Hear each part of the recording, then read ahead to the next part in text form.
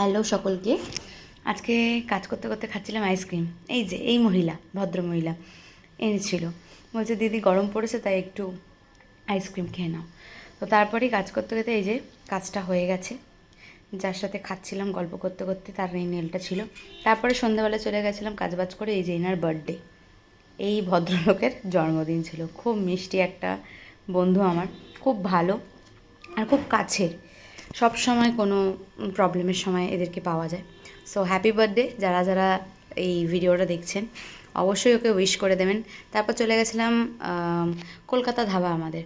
তো ওখানে গিয়ে সবাই মিলে একসাথে গল্প করতে করতে একটু বিরিয়ানি খাওয়া হলো।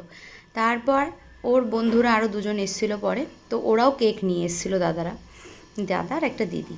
তো আবার লাস্টে এই যে বার্থডে সেলিব্রেশন করে সবাই মিলে একসাথে বাড়ি ফিরে এলাম। তো আজকের ব্লগটা এতটাই। আর সবাই কমেন্ট করবেন কিন্তু।